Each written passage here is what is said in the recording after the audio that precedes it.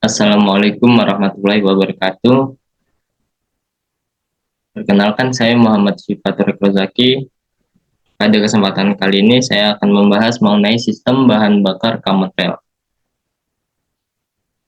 Oke, kali ini saya hanya akan membahas mengenai saluran bahan bakarnya saja atau sistem bahan bakarnya saja. Mungkin di lain kesempatan saya akan membahas mengenai sistem pemasukan dan pengeluaran udara.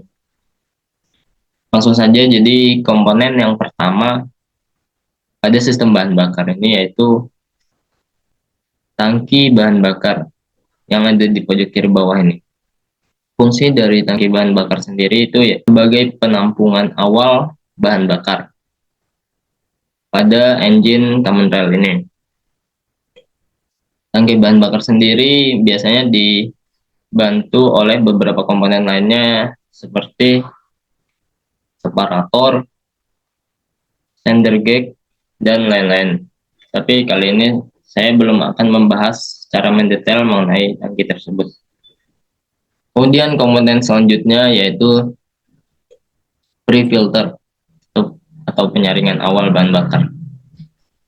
Bedanya pre-filter ini dengan fuel filter, yaitu untuk pre-filter sendiri digunakan untuk menyaring bahan bakar atau solar dari komponen atau partikel-partikel yang ukurannya lebih besar. Jadi kalau misalnya bahan bakar tidak ada pre-filternya, hanya fuel filter yang menyaring, kemungkinan fuel filter ini akan cepat rusak karena tidak ada yang menyaring kotoran-kotoran yang ukurannya lebih besar, yang mana fuel filter sendiri ini didesain hanya untuk menyaring kotoran yang ukurannya sangat kecil. Jadi dibutuhkannya pre-filter pada sistem bahan bakar ini. Kemudian bahan bakar akan masuk ke fuel line dan kemudian menuju ke fuel filter atau filter bahan bakar. Fungsi dari filter bahan bakar ini yaitu menyaring kotoran pada bahan bakar yang ukurannya lebih kecil ataupun lebih halus. Yang di sini namanya fuel filter. Kemudian di bagian bawah dari fuel filter ini ada komponen yang namanya water sedimenter. Untuk apa komponen water sedimenter ini? Ini tugasnya yaitu memisahkan air dan bahan bakar agar tidak tercampur. Jadi misalnya ada endapan air di dalam bahan bakar, nantinya akan dipisah kemudian diendapkan di bagian bawah sini. Selanjutnya bahan bakar menuju ke supply pump atau khususnya di dalam sini yaitu feed pump yang menghisap bahan bakar dari tangki. Untuk gambar jelasnya mungkin ya, ini supply pump, bahan bakar yang tadinya dari fuel filter mengalir masuk melalui fuel line lagi, masuk ke supply pump, jalurnya menuju ke feed pump ini, feed pump atau fuel pump.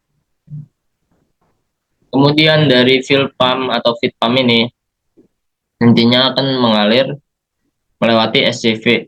SCV. Di sini SCV fungsinya yaitu mengatur jumlah bahan bakar yang akan dimasukkan ke dalam supply pump. Jadi diatur agar tekanannya tidak berlebih ataupun kurang.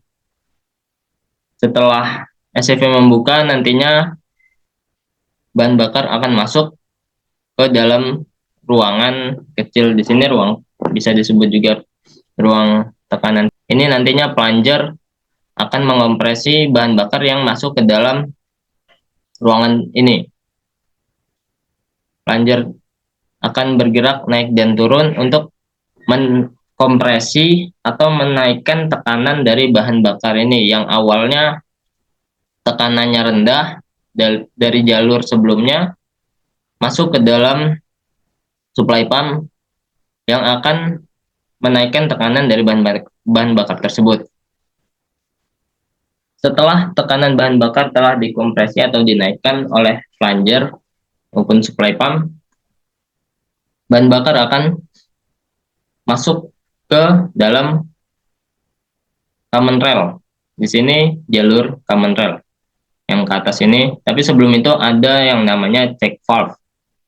Check valve ini fungsinya buat apa? Fungsinya yaitu sebagai katup searah. Jadi jalurnya untuk ke common rail ini hanya satu arah menuju ke common rail, dari supply pump ke common rail. Jadi tidak bisa dari common rail ke supply pump, nggak bisa, soalnya ini searah katupnya. Fungsinya ya untuk mencegah arus balik menuju ke supply pump. Jadi begitu. Lanjut ke komponen selanjutnya.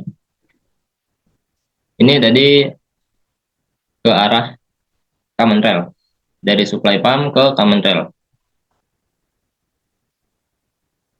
Di common rail ini ada komponen yang namanya pressure limiter atau pressure control valve. Sebelum itu common rail ini sendiri yaitu fungsinya sebagai penampung bahan bakar bertekanan tinggi. Kenapa kok bisa bertekanan tinggi? Tadi kan udah dibahas. Di sini bahan bakar dikompresi oleh supply pump sehingga tekanannya naik menjadi sangat tinggi. Jadi yang gambar jalur merah ini yaitu mengindikasikan sistem bahan bakar tersebut bertekanan tinggi. Untuk yang kuning sendiri ini mengindikasikan sistem bahan bakar bertekanan rendah. Jadi setelah dari supply pump, bahan bakar akan bertekanan sangat tinggi masuk ke common rail sebagai penampung bahan bakar bertekanan tinggi. Nantinya common rail ini akan mengalirkan bahan bakar tekanan tinggi tersebut menuju ke masing-masing injektor pada tiap silinder melalui beberapa saluran. Kemudian ada pressure limiter. Pressure limiter ini fungsinya yaitu menjaga tekanan pada bahan bakar tetap konstan, tidak terlalu tinggi ataupun terlalu rendah. Apabila tekanan bahan bakar di common rail ini sangat tinggi atau lebih dari standar, maka pressure limiter ini akan membuka katup menuju ke bypass atau delivery valve, yang mana bahan bakar tersebut akan dialirkan lagi menuju ke tangki bahan bakar. Ini. Kemudian bahan bakar bertekanan tinggi tadi itu akan disalurkan menuju ke tiap-tiap injektor pada silinder.